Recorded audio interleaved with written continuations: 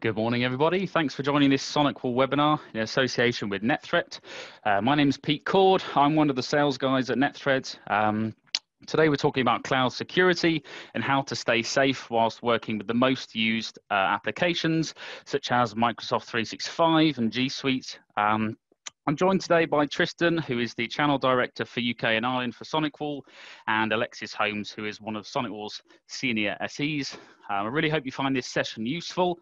We will be doing a Q&A at the end, and we'll be happy to answer any questions that you may have.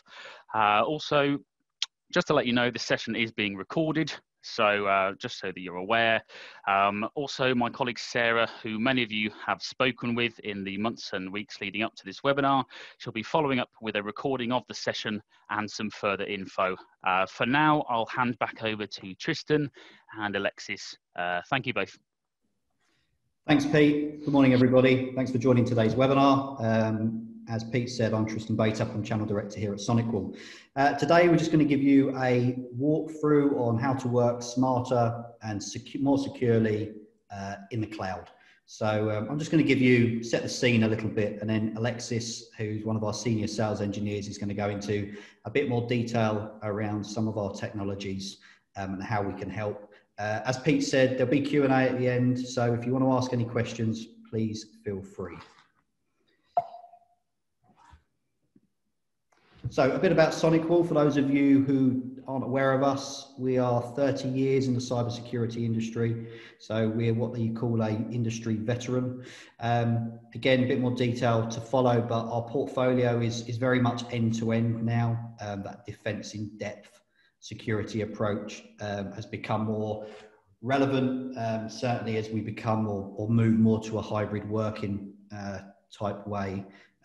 We're a channel-only organisation. NetThreat are one of our most established partners in EMEA, been a long-standing partner of ours, a platinum partner, of which there's only a handful across the EMEA region. We're very grateful for the relationship we've got with them. So, yeah, global footprint. We operate in over 215 countries as well. So, yeah, very well-established organisation. So why are we here? Well, we all look at cybersecurity and think it's a fairly lucrative market. But you can see here that cybersecurity market revenue is massively dwarfed by the cyber threat landscape and the revenue that people that work within cyber and you know, cause threats and attacks are in a very lucrative market. So we're constantly fighting against them. And because of that, you know, ever-changing threat landscape, and this slide certainly highlights that. We talk about our technology now, and it's very much a boundless cybersecurity model. So we publish a threat report twice a year, which again we'll highlight in a couple of slides' time. But you look at the ways that attacks can happen now. Phishing attacks, you know, business email compromise is still a massive threat to all organizations. Ransomware, whether you're a small organization or a large organization, you know, it's very relative to everybody that's out there. You know, don't ever think just because you're an SMB organization, the data that you hold or the access or the information that you hold isn't of interest to anybody.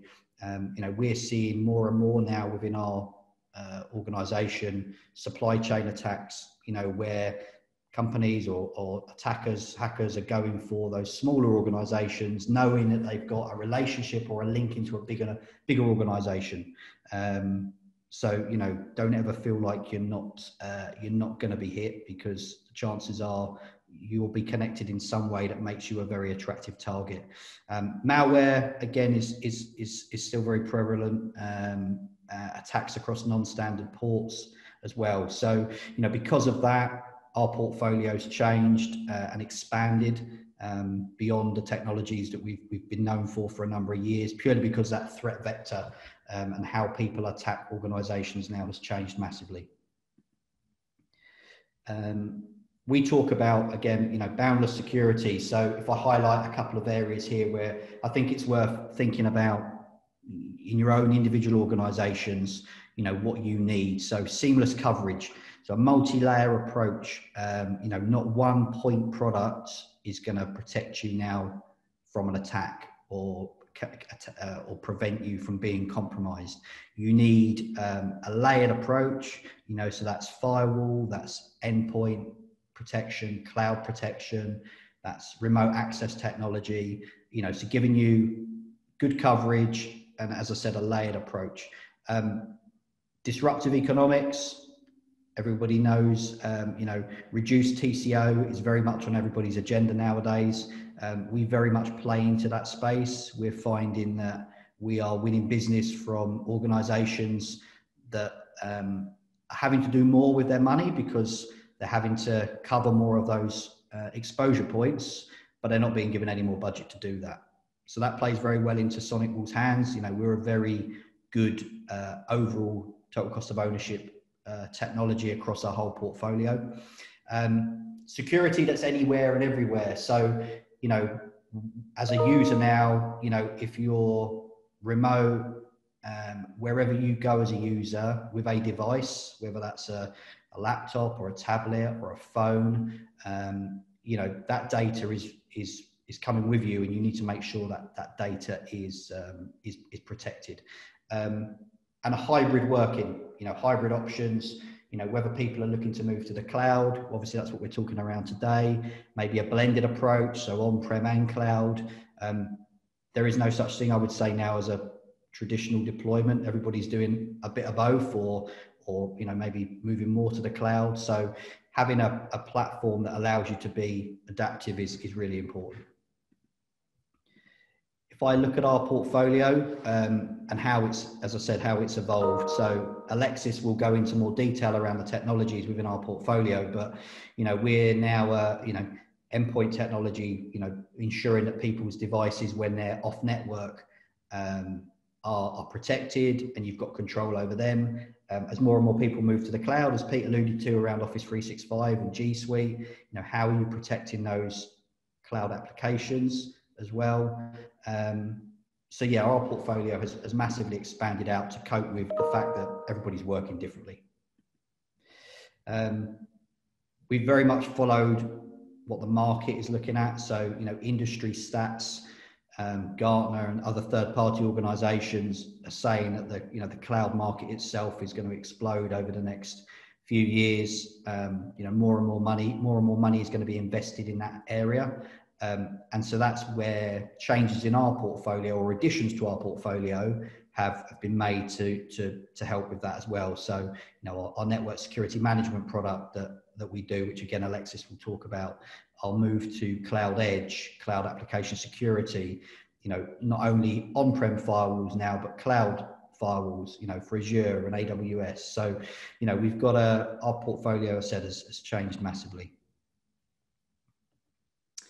Third-party validation of that, or validation of what we're doing and why we've done what we've needed to do or done what we've done, is our threat report. So we publish this twice a year.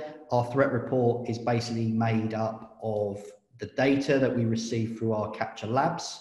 So our Capture Labs network basically takes all the information and all the traffic that we see across our firewall, remote access technology, our email security products, and they're basically anonymous sensors. So they're not providing any customer or sensitive data, but security traffic that passes through those devices helps us build out a very good idea as to what organizations should be looking at over the next 12 or 18 months from a security standpoint when building out, what they should be doing from a security standpoint going forwards. So it's 365 operation, 24/7 across multiple countries. We've got lots of third-party collaborations as well. So we're taking all that information and all that data, all that threat data, and building out the threat report. So if you haven't seen it, speak to your account manager at NetThreat, get them to provide you with that. It's very good for helping you build a case back to your business as to maybe why you need to make changes to your security posture, why you need to add some of these additional layers that we've talked about today, and Alexis will continue to talk about shortly. But if you need to build a business case back to your organization, the threat report is very good at helping you with that. I'm going to pass over to Alexis shortly. One thing that's just worth mentioning as well, the technologies we talk about today, many of you are probably used to buying technology or product on a annual subscription or a multi-year subscription. What we talk about today can be bought in that way, but it can also be bought in a monthly pay-as-you-go model. So for the organizations out there that are looking for a monthly reoccurring revenue model, all of the stuff that we talk about this morning from a software perspective can be procured in that way through NetThreat. So pay-as-you-go probably will, for a lot of you, tie into how you're absorbing or making use of Office 365 licensing, G Suite licensing, etc. So we're adopting that same model as we see more and more people move to a MSSP or reoccurring revenue model.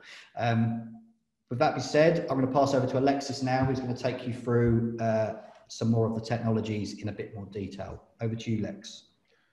Thank you very much, Tristan. Really appreciate that. So I'm just going to talk about SaaS breaches and essentially how you can protect yourself and why you should need to protect yourself.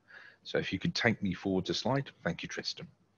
So SaaS breaches do occur. You know, we like to think that it's only smaller organizations that can be hit by malicious attacks, but actually it is the big boys, the big players with the platforms that we use out there, like Microsoft with AZURE and AWS coming from Amazon, obviously GitHub, these huge platforms out there that millions of us use globally. And, you know, these are just recent attacks in the last year that we've seen against Google, Microsoft, and GitHub and Slack.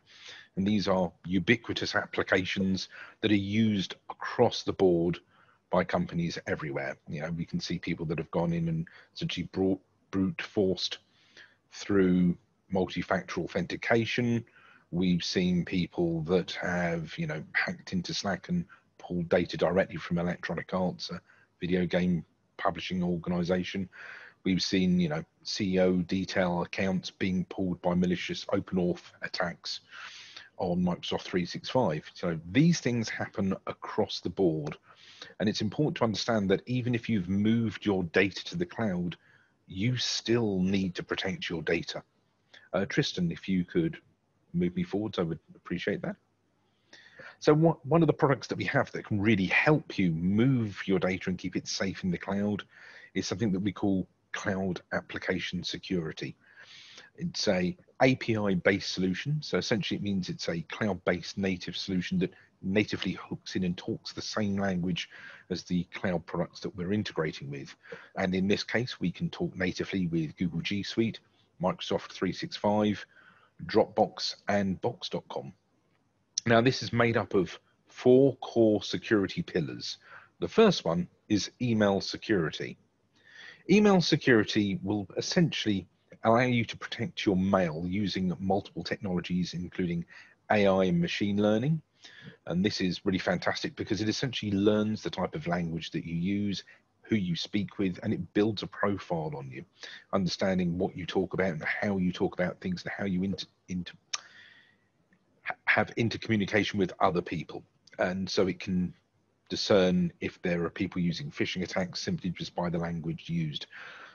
On top of that, it will basically apply zero-day threat protection. It will do data loss prevention and account takeover protection as well. So best of all, because it's an API-based solution, it will also scan organizational mail that doesn't necessarily touch the mail server. So anything that would normally go out if you were using an external solution, an email security solution that resided in the cloud elsewhere that wasn't API-based, your mail that you would send to a colleague wouldn't actually go out and get touched and cleaned.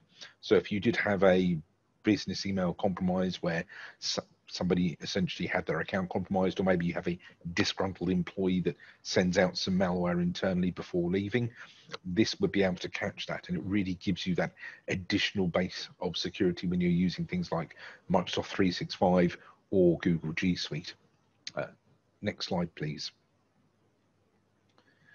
Now, the next pillar that we're going to look at is zero-day malware protection. And this is really core because it essentially is something that people don't consider about with the cloud. Now, a lot of organizations will use cloud-based solutions like Box and Dropbox, Microsoft OneDrive or Google Drive to store data, share it within the organization, but to also share it externally with third parties. But there's no real security on this. It literally is just a bucket where you drop your data. And essentially, as the organization, you are solely responsible for looking after that repository. You know, if you put in malware, malware will reside in there and can be shared both internally and externally with third parties. Case in point, I've got a cloud-based Drive account full of malware that does not get scanned simply because there's no scanning on it. I use this purely for testing purposes when I'm doing tests and beta testing our firewalls. But the point is that, you know, if there's malware in there, it's not being protected against, it's not being looked after. That's your responsibility as the organization to make sure that that data is safe. So with our 0-day malware protection using Capture ATP with our patented real-time deep memory inspection, we can protect you against all the latest and greatest threats and even ones we've never heard of. Could I please have the next slide? Now the next pillar is data loss prevention. Now this is really important because obviously one of the problems that we found is that with boundaries eroding is traditionally when you were sort of more office-based and bricks and mortar, you would have a data center and you would control every aspect of what went on with your data. You would put in your perimeter security, you'd put in your internal network security, and essentially you would control the flow of data within and going externally to other organizations. So you'd have a lot of control. But the problem you have is that when you move to the cloud, you are entirely reliant on the cloud provider platform to provide that control for you. And it either isn't consistent or it's lacking, or it can be quite arcane and very difficult to configure. So being able to control that flow of data in the cloud, making it harder for sensitive data to leak out of the organization is a key point. You know, if there may be certain things that you want to keep within the organization. In fact, you could even use data loss prevention within your organization to keep data within particular departments. So having this flow control of your data and being able to manipulate it as you see fit as an organization is extremely important when we're looking at the likes of Dropbox, G Suite, Office 365 and Box.com. Being able to do that and have that regulatory compliance that you need is very, very important. And of course, as well as the DLP side of things, you know, this all hooks in with zero-day threat and email security becoming this third core pillar. And this can tie in with your email, it can tie in with SharePoint, OneDrive, Dropbox, Google G Suite, Gmail, Google Drive, etc., etc. So a very powerful tool. If we can just move into the next slide. Lastly, we have account takeover protection. Now, this is a really core feature, again, for cloud application security. It essentially builds profiles on each individual user within your cloud platform of choice. And it will essentially understand what people are doing. So it will profile them completely. It will understand what sorts of time of day they log in, when do they log in, where do they log in, what devices are they using, how many devices are they using, where do they go. It basically builds a profile of resources that are accessed, how they're accessing, are they doing full fat VPNing in, are they coming into the cloud service directly. It understands all of this, and by doing so it can then build a picture of the individual. And obviously this isn't just about looking where you're logging in from, it's looking at your email, it's looking and understanding files that are shared and not shared, and it's putting all of that together into a cohesive picture that it can work with. Now, within that profile, it would look for over 100 different types of special events that would indicate malicious behavior.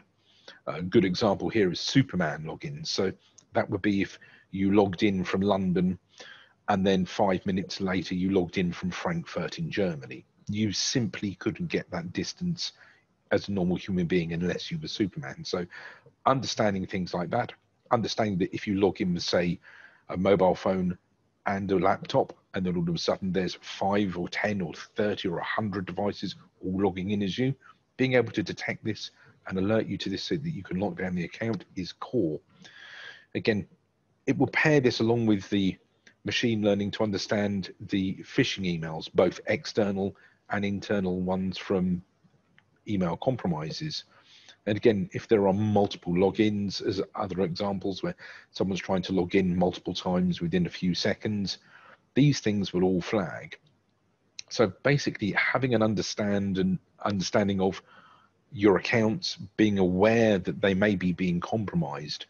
And bear in mind, while this will let you know when they are compromised, it will also indicate to you that there are attacks going on and people are trying to breach. So having that visibility will allow you to put further security measures in place, maybe change passwords more frequently.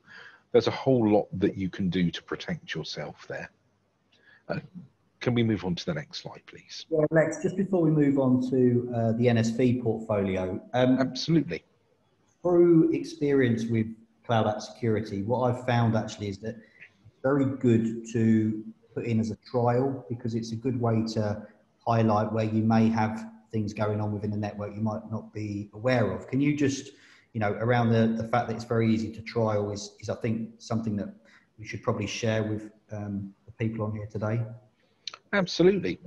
And Tristan, you're absolutely right. It really is a supremely easy solution to trial. This ties in with the benefits of it being an API-based solution.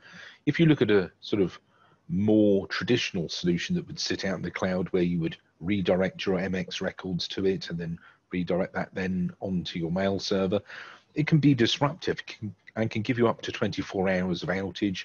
It's tricky, it can be complicated to configure. And certainly the benefits that you get with CAS being API based is you don't have to redirect anything, because it links directly in with Office 365 being, or G Suite again, being considered an actual part of that solution. And so because of that, it essentially dovetails in beautifully. It gives you really a very simple account link that you put in. You essentially just authorize the application into the cloud service, and you're away. You can get a base configuration up and running literally within 15 to 20 minutes with very little effort. Obviously, you can really get into the weeds and you can do some really deep and meaningful stuff if you want to, but if you really just want to elevate your security level significantly with minor work, you can do that in minutes. And certainly from a trial standpoint, it couldn't be easier, because it's non-disruptive. The fact that you can just link it directly in means that you don't have to worry about removing any existing email security solutions that you may have within there as well. It won't disrupt anything else that's going on, and in fact it deploys in watch only mode to begin with. So you can say, you know what, we'll just have it running just to get a view, see what it catches, what that doesn't get caught by our existing solutions.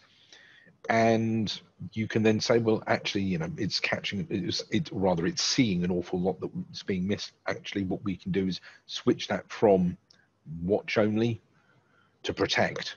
So again, it can be as disruptive as you want it to be, or it can be purely a way for you to understand what's going in your network as you run the trial. It's a very powerful tool, and it's very easy to deploy. So next up, we're going to talk about securing public cloud. And this really is a very important area as well, with more and more businesses moving into cloud services. It's very important. So looking at public cloud, one of the things you've got to ask yourself is, do you need a virtual firewall? And this is important to understand, because most people think of firewalls as a sort of a piece of tin, a metal box that sits in their rack in a data center. But actually with virtualization, it allows the firewall to be a much more flexible tool in your arsenal. And organizations that would need to have a virtual firewall, well, there's some questions you need to ask yourself first. To begin with, are you a cloud first organization? Are you pushing into the cloud? Are you already there and have all your data and applications being entirely cloud and SaaS based? And literally your offices are either non-existent, or they're literally just a place for people to aggregate together and go onto the internet from a singular point. If that's the case, then obviously you are going to be fully cloud first. And in that situation, yes, absolutely, you will definitely need to secure yourself in the cloud. Now, obviously, you may be preparing to migrate to the cloud, or you may be a hybrid organization. Maybe you're just moving into SaaS apps and using Office 365 or Google G Suite. Perhaps, you know, you're using some other cloud services, but you're still kind of running data centers. You've got offsite backups, and you're kind of a little bit bricks and mortar as well as cloud, and you're somewhere in the middle. And again, as a hybrid organization, you will still have data in the cloud, and you've got to ask yourself, you know, if we're going to move to the cloud, or if we are partially there, you know, what are we going to do to secure all of that data? Now, obviously, I'm talking about public cloud here, but this goes just as much for private cloud. So if you're hosting your own private cloud, you know, how are you protecting your private cloud? You know, are you using a physical firewall, or do you not have access to that within the rack?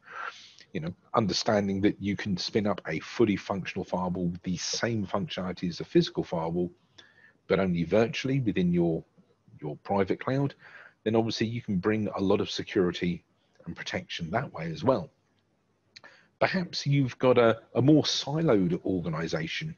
Again, this could be in Azure and AWS, or your siloed organization could be in your private cloud as well.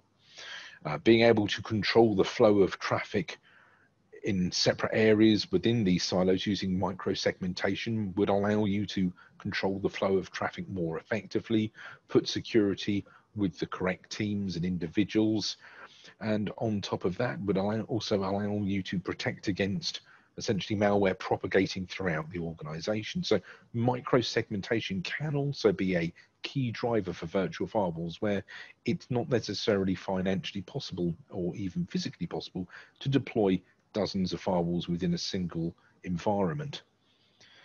And then lastly, maybe you are using Azure and AWS, but is the Azure and AWS security enough for you? Is it protecting you as well as it could be? You know, obviously you would think that you get absolutely everything with the basic versions of the firewalls that come with Azure and AWS, but is it really enough? Does it cover you where you really need to be protected? These are all core questions that every organization should be asking themselves when moving into either private or public cloud. And it's going to be core for everybody. Now, to assist with this, we have the SonicWall NSV virtual firewalls. We have a nice range of them, ranging from small firewalls for only a few dozen users, all the way up to sort of larger firewalls that would be the equivalent of sort of mid-enterprise. So we've really got quite a span of devices there. Best of all, if you're looking for sort of private cloud, then obviously we'd be, or even on-prem, then we're looking at sort of being able to deploy with KVM, VMware ESXi, Nutanix, or Microsoft Hyper-V. It's got a lot of flexibility there. And obviously, if you are moving into sort of the cloud-based platform providers such as Amazon Web Services and Microsoft Azure, then obviously from this standpoint, we offer these as well, and they come as bring your own license solutions. So very easy to deploy and spin up within these cloud services. Next slide, please. Thank you. So I talked about the security that would be available to you within sort of the default firewalls that would be shipping with Azure and AWS. And I thought I'd just go through the key features that you find within these solutions. These are directly off the Microsoft and Amazon website. So it really gives you an idea of what you get with the standard firewall. So we'll begin with the Azure firewall. And, you know, what a great way to begin. Built-in high availability. Resilience is key for everybody. You really want to make sure that your uptime is there and that you have got your traffic fully secured at all times. Stateful firewalling is also equally important. It's something that SonicWall has done from day one. In fact, you'll be hard pressed to find any firewall or even home router, let alone mobile phone or anything that's internet connected now will basically have a stateful firewall on. And this basically means that it's going to look and see if the traffic is coming from a recognized source. It essentially stops unsolicited traffic, which is exactly what anybody would want to do. but obviously you are limited. It doesn't understand, even if you're coming from a trusted source, it doesn't look at the payload. Think of it like a bouncer at a nightclub that just looks at you to make sure that you've got the right dress code on and lets you in. Whereas, you know, he should really be frisking you down to look for drugs and weapons as well, but he's not. He's just making sure you look the part. So stateful firewalling is good, but it has its limitations. We've got malicious IP blocking and malicious domain blocking as well. Now, these are two very useful tools. They're going to be curated lists directly from Microsoft that will block known bad and malicious IP addresses, as well as known bad domains. This allowing you a certain degree of security, but being able to have a sort of a denying list for IPs and domains, it only blocks what you know about. And obviously we see new domains springing up, thousands of them every day. So it is useful, but it does have limitations. And there's also web filtering, which is very useful. This can essentially stop people going to known sites if they're connecting into Azure and going out. Obviously you can put some filtering in there. Now this is limited to basic, which essentially allows you to essentially block people going to known domains. So facebook.com, you can stop people from going there, and that's about as far as the control goes. So while this is a robust set of features, it certainly isn't what you would expect to see on maybe a primary gateway firewall for your organization, if you know, at your main perimeter. So it's worth just bearing that in mind. If we can move on to the next slide, please. Obviously, you know, it would be unfair to talk about Microsoft and not talk about Amazon. So the Amazon firewall, again, built in high availability. Again, still a great feature. Having that resilience and uptime is key for everybody. Again, stateful firewalling, it makes an appearance here, and this really is core. You know, as I said, it's something that you would be hard pressed to not find in any internet connected device nowadays. Just like Microsoft, malicious IP blocking and domain blocking come as a standard with Amazon as well. Being able to stop people going to known bad sites and destinations is always good. Now, where we see a slight change here is the web filtering has been dropped in favor of an improved intrusion prevention service. And I would probably say in a cloud solution, an IPS service is a slightly better way to go. Because it has a greater breadth of security attached to it. So overall, an IPS system is going to be very useful. And I think that makes the AWS files slightly more robust, truth be told. So, you know, we've talked about Amazon and we've talked about Microsoft, but where do SonicWall stack up with our virtual firewalls? Well, unfortunately, I didn't really have room for a pretty picture. We've got quite a few bullet points here. So highlighted in black are going to be the comparable features that you would see with Microsoft and Amazon. And then obviously moving into the green, what we're going to see is all the additional security features that you get with SonicWall that you won't get with Azure or AWS. So again, we support high availability, stateful firewalling, malicious IP blocking, malicious domain blocking. On top of that, we've got IPS as well. But now moving forwards, we have some additional features too. So we've got web filtering advanced. This gives you a lot more control. So now you can block by not just domain, but by subdomain, by subdirectory, by file extension type, by keywords. You can have soft blocking where you've got a OK to proceed button. You can have a traditional block page. You've got traffic shaping, password protected sites where people have to enter a password to connect to. There's a whole lot that you can do with the web filtering. It's really, really flexible. We've got layer 7 visibility and control, giving you the ability to control applications regardless of what port they're sitting on. So rather than saying, I will use a stateful firewall to block port 21, which would stop FTP, we can just say, we're just going to block file transfer protocol traffic. And it doesn't matter what port it gets moved to, because we're just blocking the application traffic itself. We get a consistent block. From a sort of more security-based side of things, we've got gateway antivirus, anti-malware, and anti-spyware. These three core AV technologies will essentially use signature-based detection to protect against everything coming through the firewall, both in ingress and egress. And if you wanted to apply more sort of security, both inbound and outbound, then obviously we have Capture ATP with our patented real-time deep memory inspection. This is our zero-day threat protection that will protect you against all the great unknown threats. With its near flawless service that we've had in testing by third parties for the last 18 months, it's been a phenomenal product, and so good that in fact we ship this across our entire portfolio, not just our firewalls. But this again will add a huge level of security. We've got a full deep packet inspection firewall, moving away from stateful firewall, which not only looks at the header of the data, but actually looks at the payload. And this is that bouncer I talked about that doesn't just make sure you're wearing the right clothes, but also frisks you down and looks for nasty things. We can do site-to-site VPNs, client-to-site VPNs, so you can use it as a VPN concentrator to have people connect directly into resources in AZURE or AWS. Have nasty traffic coming from particular regions, maybe with what's going on in Ukraine, you may want to start blocking traffic from Russia if you have no business over there. If that's the case, then GeoIP blocking will allow you to do that. We give you protection against botnets. We give you the ability to fully traffic shape. And we give you DNS security to essentially use a different way of controlling traffic as well. And on top of that as well, we also give you the ability to do TLS inspection. So being able to look inside HTTPS traffic.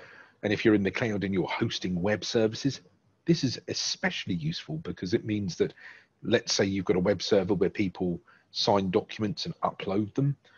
They may, if they were bad actors, put in malicious code in there that when you opened up that PDF file, as an example, it would then propagate malware through your organization. But by using TLS inspection for your web server, any files that are submitted to it can be fully, the traffic can be fully decrypted and the files can be fully scanned by the gateway AV, anti-spyware, anti-malware, and also Capture ATP with RTDMI, just in case it's a zero-day threat. So you get all of that additional leverage that you otherwise wouldn't get. And best of all, it's supported across multiple platforms. So this means that it will work equally well on Microsoft Azure or Amazon AWS. And best of all, because it is a virtual appliance, we give you the same interface regardless, because you're essentially getting a virtual solution. So you get a unified solution, whether you're using an on-prem firewall, a cloud firewall, or a public cloud firewall. And so this means if you've got a distributed organization, or if you're an MSSP, this means that you can essentially have a very easy way of managing your estate. Next slide, please. And speaking of managing your state, wouldn't it be great if you had full visibility and control of your entire virtual environment that you'd be rolling out? Next slide, please. And in this case, we have a sister product to our firewalls called Network Security Manager. Now, Network Security Manager is a single pane of glass that gives you the ability to have a unified policy across all your firewalls, some of your firewalls, or a handful of firewalls, depending on what you want to do. You can fully cloud manage them. You can do full change control on them. You can have the ability for full auditing and workflow as well. Best of all, our firewalls offer zero-touch deployment too, which means getting them out and deployed, even in the cloud, couldn't be simpler. So what does this mean to you as an organization? Well, this means that you can manage your entire portfolio through a single pane of glass. It means that you can get this unified policy pushed through. Need to make a web filtering change somewhere, but actually it needs to be across your entire organization's reach. No problem. Do it once, apply it to everything. On top of this, we give you the ability to use templates. And templates allow you to pre-configure certain options that you would want that you can then schedule to be applied to your firewalls as and when you see fit. On top of that, we even offer zero-touch templates. So not only when you register your cloud NSV into Azure, it will automatically populate itself into your management platform as well with SonicWall, but the zero-touch template itself will auto-configure that cloud device for you based off of your choices. And best of all, because you can assign this to different types of things, you could have, as we see in this case, templates for virtual firewalls in public cloud. But you could also, if you look to the right side, if you're running them in your data center or in private cloud, you could have a different zero-touch template for those as well that would behave differently with different configuration. So when you're replicating different types of sites, you can literally zero-touch them in and have them zero-touch configured. This removes a lot of overhead. And coming back to what Tristan was saying earlier, it allows you to do more with less. You don't need as many people to manage as many devices. Maybe you were stretched and your IT staff simply didn't, and security staff didn't have the man hours to get everything done. This will allow you to manage and monitor and report on everything with fully automated reports, amongst other things as well. Next slide, please. So really just a recap of what I touched on around virtual firewalling in the public cloud space. You know, these questions are really pertinent to, as I said before, any organization that really is either adopting public cloud, is thinking of adopting public cloud, or has fully embraced a public cloud environment. You know, you really need to understand where you stand. Is the security that you're getting from these solutions good enough? Could it be better? Do you need more? How sensitive is your data? You know, and we've seen before that, you know, these cloud providers do get breached. So it's important to understand that. And again, the onus on protection comes to you as the organization. So if your data gets hacked in Azure or AWS, that's not their problem. That's your fault for not securing it enough. So you've really got to ask yourself, are you doing enough when you're migrating to the cloud? I'd like to thank you very much, and I'll pass you back to Tristan to head up the Q&A. Thanks, Lex. Yeah, look, I hope you found it informative. Do we have any questions at all from anybody on today? Q&A box looks empty, so sounds like you've covered everything, Lex, so good job. Yeah, look, just to recap, I think it's important as you move to the cloud, you know, making sure you've got the right security practices in place. As Alexis alluded to, trialing this type of technology is very easy to do.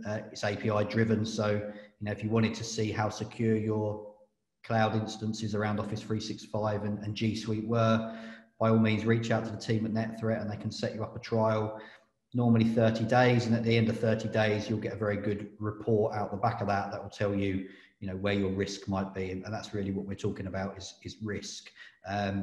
Also, you know, all of this is available, as I spoke about earlier, around you know, monthly build services as well. So if you wanted to move to more of a you know, pay-as-you-go model, the technologies we've talked about are all available in that way. So yeah, look, thanks for your time. Pete, was there anything you needed to add from a NetThreat perspective? There's the unmute button. No, I was just going to say, you know, we'll be following up, as I mentioned earlier, with a recording of the session. So please do look out for that. Thanks again for taking the time out of your day. I know it's been, you know, we're all busy. So thank you for that. And please do give us a call at NetThreat if you have any inquiries at all, or if you simply want any pricing or any further info around CAS or any pricing for anything really SonicWall related. I can certainly help with that.